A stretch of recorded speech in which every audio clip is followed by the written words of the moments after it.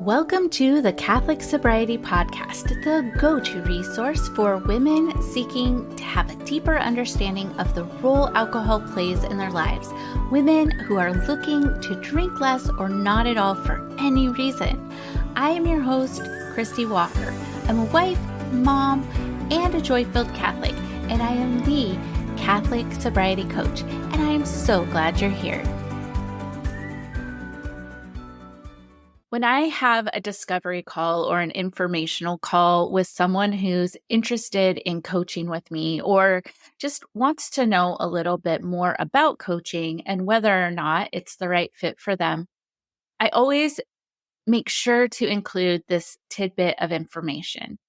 Coaching is not forever. Like, the goal of coaching is to learn how to coach yourself. So if I've done my work well as a coach, eventually, when you're ready and when the time is right, you will be able to coach yourself. And I was thinking about this today because today is a big day in the Walker household. Our twins embarked on their senior year of high school.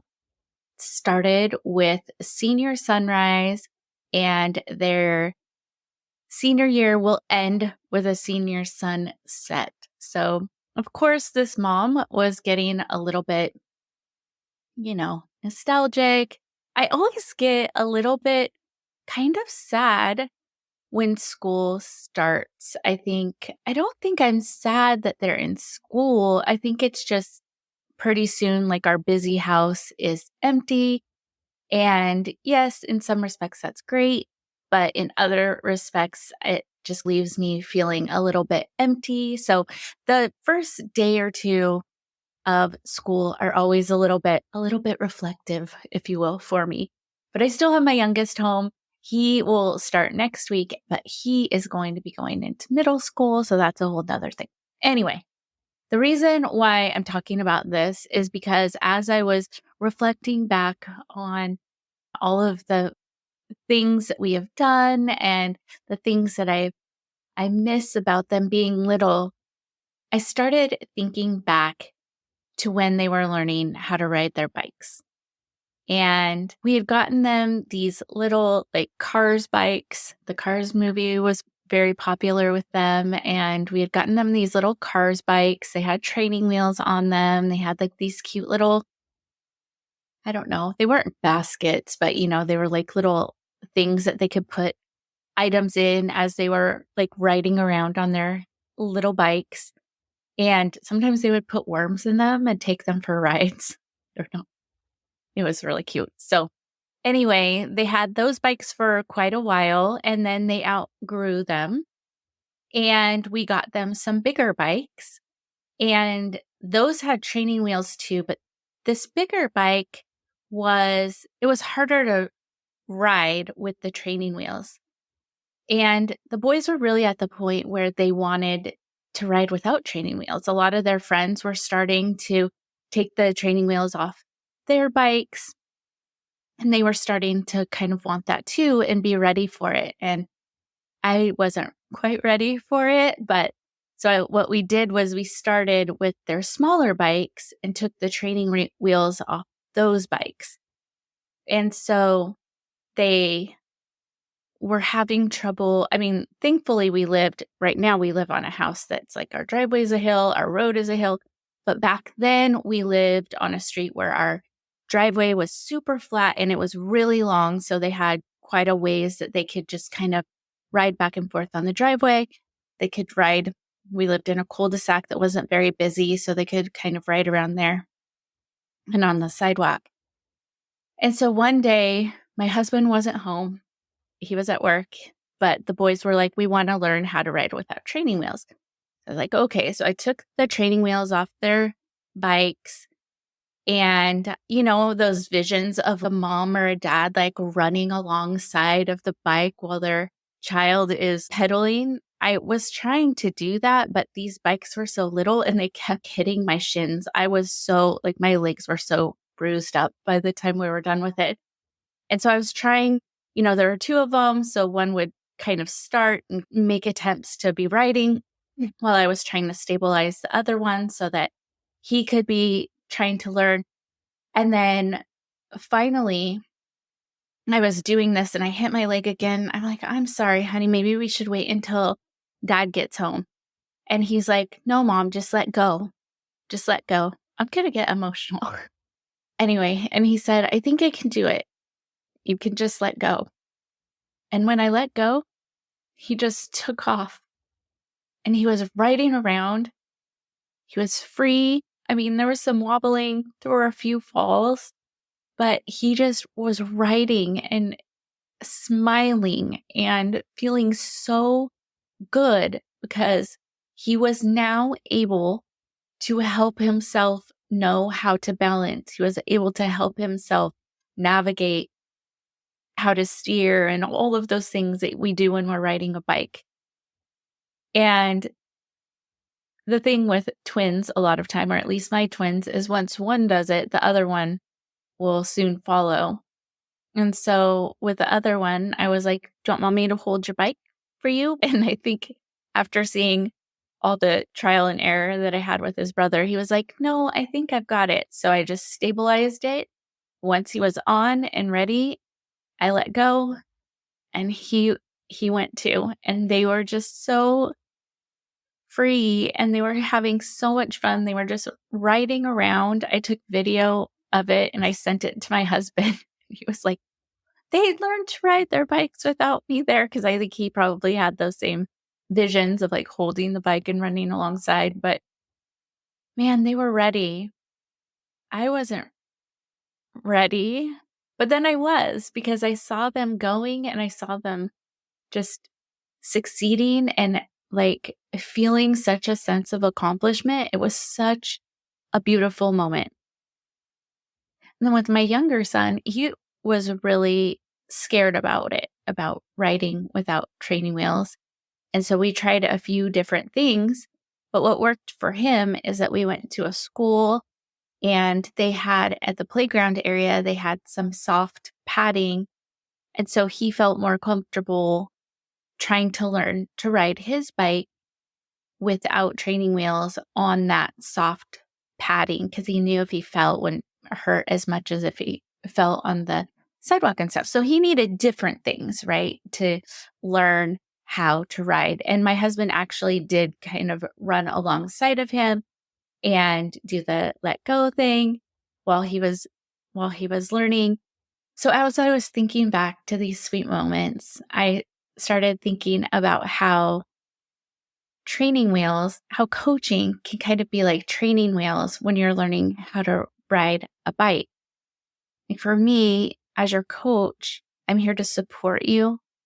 I'm here not to do it for you, right? Because training wheels, a lot of times they're a little bit off center, and that kind of helps you learn to get your balance. So coaching isn't going to perfectly stabilize you. You still have to learn to get your balance yourself through the coaching that I provide, the questions that I ask, the action steps that you want to take, when we're in between sessions. And so pretty soon, as we develop these tools, as you figure out how to make plans, how to develop protocols, how to talk about your decisions to drink less or not at all, you start to get more confident, like my boys did. Like at first they were nervous when we took the training wheels off and they were going to ride, and they were happy to have me there holding their bike up. But pretty soon they were good. Like they're like, I've got it. And so that's what my clients get to when they get to that point where they're like, I really think I can do this. I really think I can do this. It's great. It makes me feel so good because I know that they will be successful because they know exactly what is going to work for them. And it's not the same that's necessarily worked for another client of mine, because all of our lives are different. All of our urges are different. The amount and frequency we drink is different. But with a little support and encouragement and the tools you need, you'll be able to find that balance. You'll find that balance and realize this is how I maintain peace. This is the amount of alcohol I can consume and still maintain my peace. Now, for some people like me, that's 0. For other people, it could be a glass of wine a week. Maybe it could be 2 a week. Maybe it's only during special occasions. It just depends. It varies from person to person. But you come to find that out through the work that we do, or, through my Sacred Sobriety Lab. The lab walks you through that and helps you get curious and find out what the level of sobriety is that is right for you, and gives you the tools to be able to maintain that. And before you know it, your alcohol-free lifestyle, or the freedom that you found in being able to detach from alcohol so that you're not controlled by it, so that you're in control, you're just going to soar. You're just going to, like my boys, you're just going to ride around feeling so free because you're no longer letting the substance control you. You're in control of the substance. So what's the takeaway from this episode? The takeaway is this, that coaching is helpful. It gives you the support and encouragement you need. I ask questions that are going to help you figure out what alcohol is giving you and what it's taking away. It's going to help you discover your why. Why are you even contemplating maybe reducing or eliminating alcohol from your life? There has to be a reason. Maybe it's your health.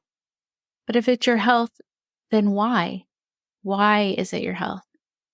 So you just want to feel better? Why do you want to feel better?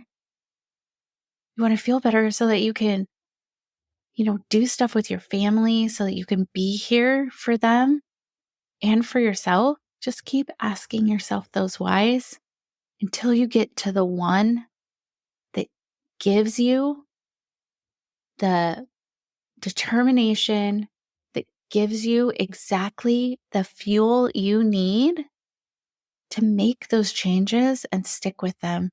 And I would love to partner with you. It brings me so much joy. During coaching, we talk about all the different types of obstacles that come up within ourselves, the way that we think, changing our mindset around what we think about alcohol, because honestly, you probably haven't been taught how to moderate your drinking, or how not to drink, or how to have fun without alcohol. It's just not something that is talked a lot about in our culture. But things are changing because I see more and more people talking about the benefits and the freedom that they experience from living alcohol-free or greatly reducing their alcohol intake.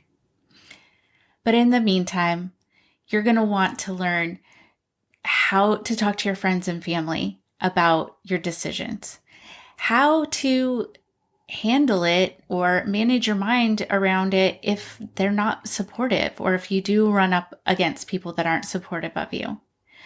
You're going to figure out how to do holidays, vacation, events, and things when you normally drink. You're going to learn how to do that alcohol-free. You're going to discover how your life will be so enriched because you will not be under that dark cloud of shame, of guilt, of that wondering if you should do something, because you are doing something. You'll have more mental clarity. You'll get better sleep. You'll lose weight. I mean, there are so many benefits to reducing or eliminating alcohol, and I could talk about it for days. It's a totally different episode. But what I'm getting at is I want you to see what else you will get from coaching, what this lifestyle can give you. It's priceless. So if you want to learn how to work with me, you can go to my website, thecatholicsobrietycoach.com. You can check out all the links in my show notes. And if you have any questions, I do have a send text button in the show notes as well. You're more than welcome to reach out. I would love to hear from you. God bless. Well, that does it for this episode of the Catholic Sobriety Podcast. I hope you enjoyed this episode, and I would invite you to share it with a friend who might also get value from it as well. And make sure you subscribe so you don't miss a thing. I am the Catholic Sobriety Coach, and if you would like to learn how to work with me or learn more about the coaching that I offer, visit my website, thecatholicsobrietycoach.com. Follow me on Instagram at the Catholic Sobriety Coach. I look forward to speaking to you next time. And remember, I am here for you. I am praying for you. You are not alone.